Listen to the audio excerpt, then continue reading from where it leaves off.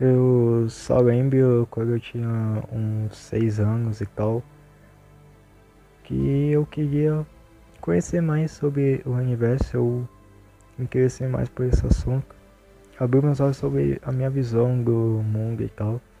Só que eu via que não era só uma coisa que era estática, sabe, que ficava parada. Era como se o tempo tivesse ao meu favor e tal para descobrir essas coisas. E aí eu vejo os outros planetas e percebo que se eles tivessem vida, eles também iriam pensar da mesma forma. Foi quando eu comecei a observar os céus e fazer algumas descobertas entre aspas, porque eu sei que vieram pessoas antes de mim que conseguiram desvendar os mistérios, mas pra mim eu que tinha desvendado porque era algo que eu não sabia. Foi assim que começou a minha jornada nisso, observando alguns planetas e de cara eu já encontrei o sétimo planeta a partir do Sol, Urano, e virou meu favorito, assim. Eu acho importante fazer pesquisar e tal e aprender mais sobre astronomia para ensinar que a gente veio de algo maior e que também ele criou tudo à nossa volta. Mídias sociais, você, o seu bairro, sua escola, sua cidade, seu mundo. E tudo isso veio a partir de um único ponto, a singularidade, ou ponto zero, que criou o Big Bang. Aproximadamente 13,8 bilhões de anos atrás, o universo surgiu assim, do nada? Possivelmente. A teoria que irei abordar é a partir do Big Bang, ou seja, não leve isso como algo definitivo, até porque já tem algumas dificuldades de manter essa teoria em pé. Mas, depois de tudo isso, de surgir o universo, várias outras coisas aconteceram não de imediato. 2 bilhões de anos depois dessa explosão, aconteceu que algumas galáxias estavam se formando, e não por um conjunto de estrelas só, mas sim por uma outra força. Uma força invisível. Um buraco negro. Com isso, as galáxias se formaram e depois de uma nebulosa planetária surgir e criar o Sol, surgiram os planetas. Mercúrio é o planeta mais próximo do Sol e também é o menor de todos eles. Tem uma temperatura de 427 graus no lado de dia e de noite menos de 180, isso porque ele não tem atmosfera. Uma coisa curiosa é que ele é um planeta com um núcleo rochoso de 85% do volume total do planeta. Acredita-se que um objeto colidiu com Mercúrio e arrancou a sua superfície, deixando o núcleo quase exposto ao espaço. Vênus é o planeta mais quente do sistema solar. Mesmo estando em uma distância um pouco mais longa que Mercúrio, Vênus tem um efeito estufa devido ao seu dióxido de carbono comportar cerca de 97% da sua atmosfera. Ele também tem uma pressão atmosférica de 92 vezes a pressão dos oceanos da Terra. Mas, vamos lá, vamos continuar. Vamos dar uma passada na Terra e depois nós vamos continuar para os outros planetas. Enfim, o sistema solar abriga 4 planetas rochosos e a Terra é o maior deles. A Terra é o maior planeta rochoso do sistema solar e o quinto maior de todo esse sistema. Ele é o único planeta conhecido por toda a humanidade e talvez por várias décadas, continua sendo o planeta habitável do universo inteiro, até porque não encontramos nenhuma forma. Ele surgiu há 4,5 bilhões de anos e ganhou uma lua depois de um impacto com um planeta do tamanho de Marte. E por falar em Marte, ele é o próximo da nossa lista. Marte tem o maior vulcão do sistema solar, inativo, mas existe.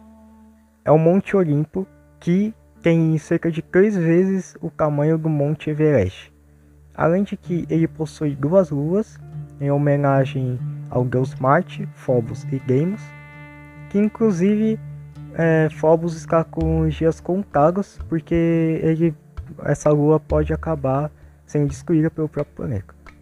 Chegando nos gigantes gasosos, Júpiter é o maior e o planeta com mais massa do sistema solar. Se você juntar toda a massa do sistema solar, de todos os planetas no caso, e ainda dá 2 vezes essa massa para eles, não dá a massa de Júpiter. Júpiter é um planeta gasoso, portanto ele não tem uma superfície para pousar. Ele também tem a grande mancha vermelha, que é essa tempestade, que tem o tamanho maior que a Terra, mas essa tempestade é finica e está encolhendo, porque é que só cabe um planeta Terra, antes cabia até 3 vezes. O outro gigante gasoso que vamos explorar é Saturno. Saturno é menos denso que a água, ou seja, se você colocar ele em um oceano gigantesco, ele ia flutuar. A densidade dele é mais baixa do que a da água, portanto ele boiaria. Ele também é o planeta considerado o mais belo do sistema solar. Isso por causa de seus anéis, que na verdade são feitos de rocha, gelo e poeira. Acredita-se que esses anéis surgiram depois de luas chegarem muito perto de Saturno e a gravidade do planeta desintegrá-las completamente. Além de que Saturno teve missões e a mais notável foi a Cassini em 2004. A Cassini ficou muitos anos perto de Saturno até o combustível dela estar acabando e os cientistas optarem por atirar ela no planeta Saturno. Agora vamos para as subclasses de gigantes gasosos. Por que subclasses? Bom, os gigantes gasosos são aqueles feitos de gás que são predominantemente feitos de hidrogênio e hélio, mas tem uma subclasse que se chama gigantes de gelo. Vamos começar pelo meu planeta favorito em questão, Urano. Urano tem uma órbita meio estranha em torno de si mesmo. Tanto é que um dos polos fica apontado para o Sol e o outro na escuridão eterna. Ele demora 84 anos para orbitar o Sol, portanto, 42 anos de Sol e 42 anos de noite. Ele também é o planeta mais frio do sistema solar, por mais que ele não seja o último, sua temperatura é de menos 224 graus negativos. Ele também tem anéis, só que muito finos. Ele é o 7º planeta do sistema solar e ele tem essa coloração por causa do metano em sua atmosfera junto com amônia e água, além de cristais de gelo na sua superfície também. Netuno é o último planeta com menos de 210 graus negativos. Ele é conhecido também por ser o último planeta e também por causa da sua tempestade bem parecida com Júpiter, só que menor. Também tem uns veículos de até 7.000 km por hora, segundo alguns cientistas. Eu iria colocar Plutão nessa lista, mas como ele não é um planeta, ele não merece ficar na lista de 9 planetas, inclusive. Mas ele foi rebaixado em 2006 e antes disso ele era considerado um planeta. Ele só foi rebaixado para planeta não. Agora, tem vários outros planetas anões também, mas Plutão sempre está na sombra. Tanto é que ele é menor que a nossa Lua, só para você ter uma ideia. E também ele tem um tamanho maior do que Manhattan, por exemplo. Ou seja, muito pequeno mesmo. Então, por isso que ele não é considerado planeta e também ele orbita em um ciclone de Kuiper. Mas e aí, por que a gente está falando sobre esse tema se ele só aborda algumas curiosidades que a gente nunca vai aplicar na vida? Bom, em primeiro lugar você já está aprendendo, então você já aprendeu alguma coisa na vida. Já. Segundo, é porque a astronomia é uma ciência que merece ser estudada por mais escolas, inclusive.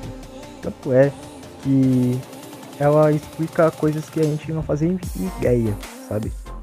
Do que poderia fazer isso acontecer. A astrologia, por exemplo, não é uma ciência exata, mas muita gente acredita nela. Eu não julgo, porque tem pessoas que acreditam mesmo. Mas o importante é, se você acredita em uma coisa, continue acreditando. Se você gosta, continue gostando. Até porque você tem pouco tempo de vida, nossas vidas são limitadas. Então, a astronomia sempre vai nos trazer várias descobertas incríveis, seja galáxias, seja algum planeta novo, Quem sabe você já esteja na geração que pode viver em Marte. E assim você pode desfrutar de um longo caminho de meses até chegar em um mundo totalmente diferente que você tem que se adaptar a inúmeros eventos. Foi por isso que eu escolhi a astronomia como algo que eu quero fazer para o futuro. E se você também tem curiosidade de ver como é isso, é só você se manter curioso.